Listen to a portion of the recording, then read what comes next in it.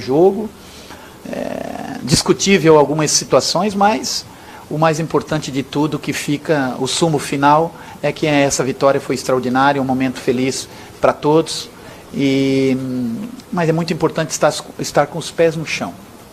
Eu acho que o empate era mais justo, né? Porque toma um gol aos 38, 39 de empate. Mesmo assim, o jogo tá lá, teve jogada de lateral, que é quase para nós o escanteio, batido pelo Léo. Tivemos 2 escanteios pelo lado direito. Você segura a bola, acaba empate. Futebol às vezes é assim, o pessoal fala, muito garoto. Não, negócio de muito garoto não. Você tem hora que tem que ter malandragem.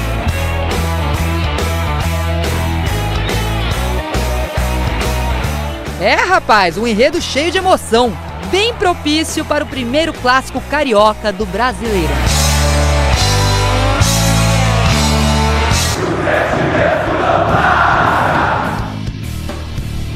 Que jogão de bola, hein? Que jogão de bola em São Januário. Aliás, olha, um sábado de gala em São Januário. 20 mil pessoas, caldeirão lotado e um grande jogo, porque sem desmerecer o Fluminense, que fez um grande jogo também. Agora, Paulo Lima, um jogo definido para o Vasco no segundo tempo, entradas aí do Manga Escobar e também do Nenê, né? A gente sabe aí das mudanças do Milton Mendes no time do Vasco, que gerou até muita desconfiança, né? Sacar do time o Nenê.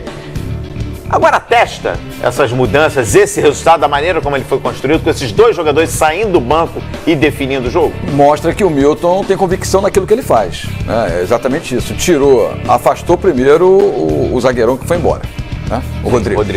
Depois se falou até numa possível saída do Nenê. Saiu do time titular para o banco de reserva. Por que não? Porque o Nenê tem no contrato dele que era titular absoluto e não estava jogando essa bola toda. E aí a consequência é que o Fluminense virou aquele jogo com 2 pênaltis, 2-1, bem marcados. E o Vasco precisava reverter o resultado, até porque jogava diante da sua torcida, mais uma vez com mais de 20 mil torcedores em São Januário. Excelente, como sempre eu reforço aqui isso, São Januário é uma bela casa, é um belo lugar para se acompanhar o futebol, não tem a menor dúvida disso. E o Vasco mostrou para muitos que estavam aqui com aquela desconfiança inicial, o que é normal, né? Um time que vem aí oscilando até certo ponto, não vem convencendo bem, que jogou um futebol excelente, concordo com o Calil, grande jogo de futebol, 5 gols, muitas alternativas, boas jogadas, velocidade, acima de tudo, um comprometimento tático muito grande das 2 equipes, e no final, é aquela coisa, futebol, a velha frase que cabe todo dia, só acaba quando o juiz apita. Então há um descuido na defesa, virtude do Vasco, que insistiu e caiu naquele cara que estava até certo ponto muito apagado com o técnico, mas com muita força com a torcida, que é o Nenê. Bom para ele, bom para o Vasco principalmente e bom para o futebol do Rio de Janeiro, que você reencontra um clássico novamente, um dos seus principais estádios, que é exatamente São Januário, um estádio que tem que ser preservado, conservado e valorizado sempre. Vasco muito bem, não descartem o Fluminense, jogou um belo futebol, sem alguma das suas principais peças, um time muito ajustinho também, e o Vasco tende a evoluir. É longo o campeonato, é difícil mesmo. O Paulo Lima, você é um defensor de São Januário, né? Eu me lembro que na sexta-feira você bateu na tecla, olha, tem que aproveitar a casa do Vasco, tem que aproveitar São Januário. E a torcida do Vasco fez o dever de casa, fez uma bonita festa na arquibancada. Agora, Paulo Lima, tá faltando, a gente sabe que o Abel tem utilizado muito a garotada de Xerém. Tá faltando experiência para o Fluminense segurar o resultado, porque ele saiu na frente com o Vasco, ele saiu na frente com o Flamengo. Se eu não me engano, naquele jogo com o Grêmio, ele saiu na frente também, só que não está segurando o resultado. Tá faltando aí o Vasco fez 1-0 primeiro, né, se não me engano. Mas tá faltando, e ele virou e ficou na frente. Tá faltando a experiência nesse time do Fluminense para segurar o resultado, faltando a malandragem. 2-2, foi o do colombiano esse empate, né? Foi o Manga Escobar. Olha, se você investe na base, você sofre algumas oportunidades. O primeiro gol do Fluminense mostra exatamente isso, né?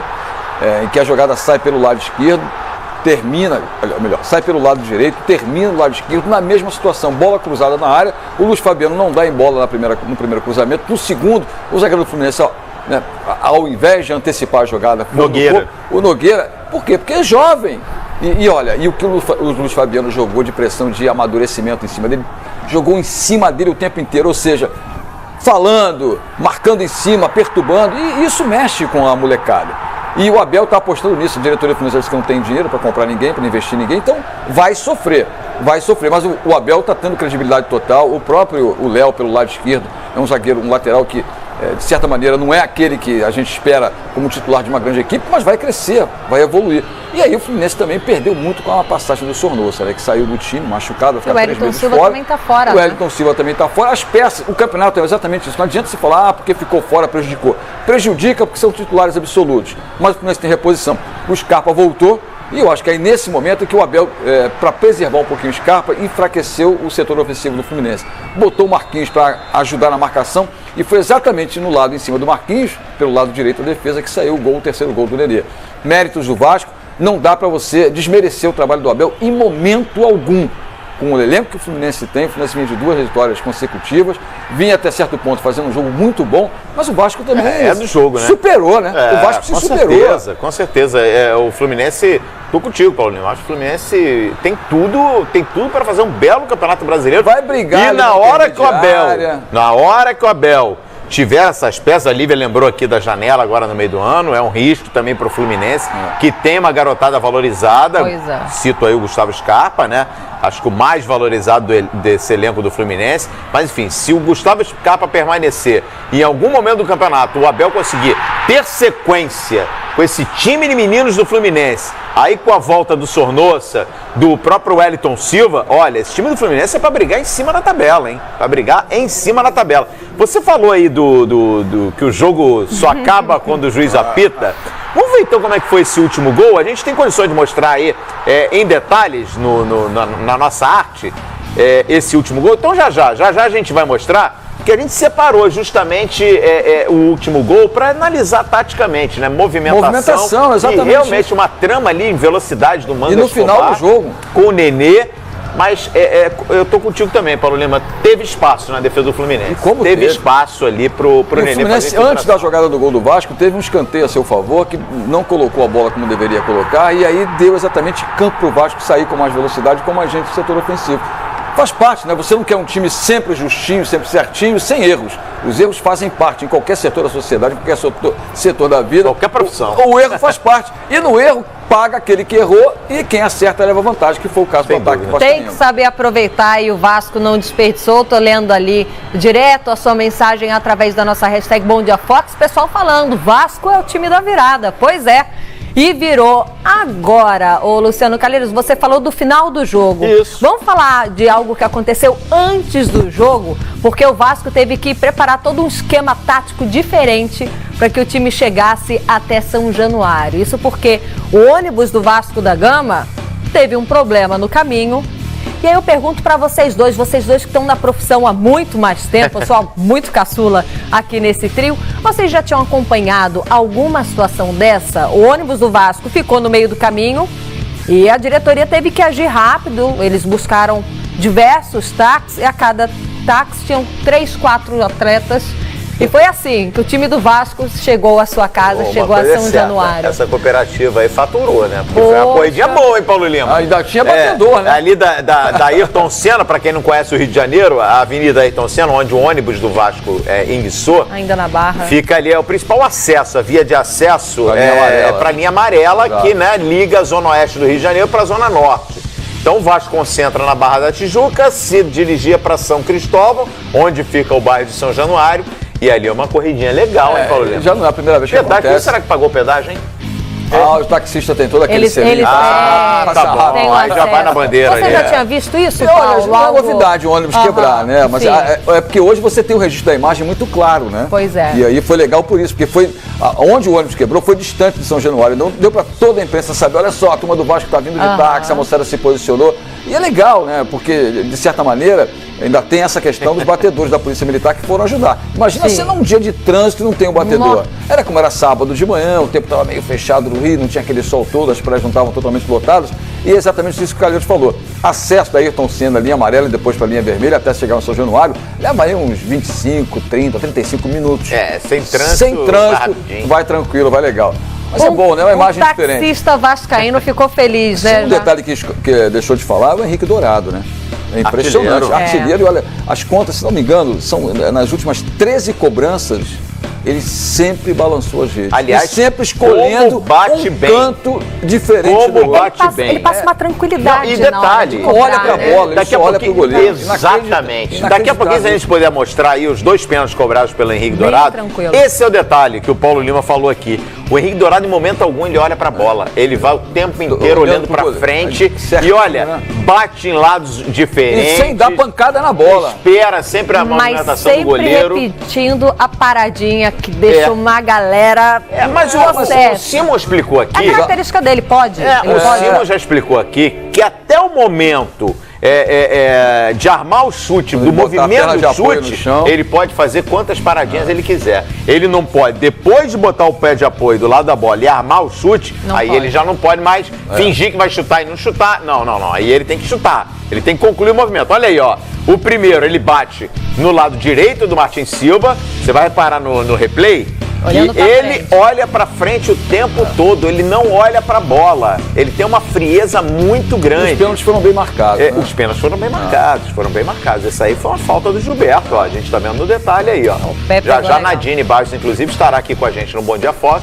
Vai analisar todas as polêmicas. Olha lá, Lívia, no outro canto agora, ó. Não, e é seguro, ele passa uma tranquilidade e o que o Paulo Lima ressaltou é a gente passa aqui a caneta e assim, olhando pra frente. Sempre. Olhando pra frente. Então o goleiro já dá uma... Não tem como muito intimidar porque ele já demonstra comigo, não. Ele vai seguro. Agora, clássico que é clássico, tem que ter polêmica. A Nadine vai falar aqui sobre a arbitragem daqui a pouquinho no Bom Dia Fox e muitas provocações. Não poderia ser diferente. No clássico carioca, o fantasma do rebaixamento. Nós já acompanhamos isso na Libertadores com Boca e com River.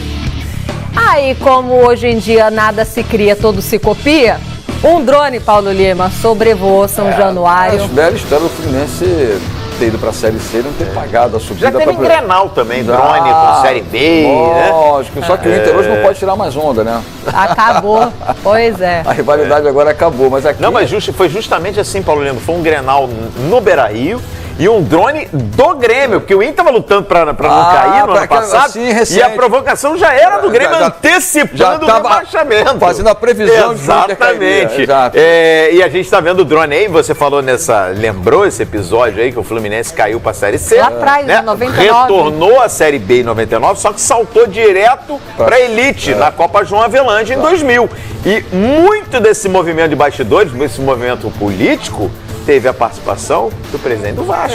Eurico Miranda foi fundamental para levar o Fluminense para a primeira divisão sem disputar a Série B. Então, essa provocação aí, o Vasco, olha, tem autoridade para fazer. Olha só, falei aqui, Lívia, desse último gol do Vasco. Vamos olhar em detalhe. Vamos lá. Vamos olhar? Vamos colocar na tela aí. O Paulo Lima já pode falar melhor aí. Olha lá, Paulo Lima, você falou da bobeada da defesa do Fluminense. Por quê, Paulo Lima? Olha só, você percebe bem que o Vasco sai de um lado para o outro do jogo e olha como tem gente dentro da grande área, mas a jogada se compõe toda pelo lado esquerdo do campo.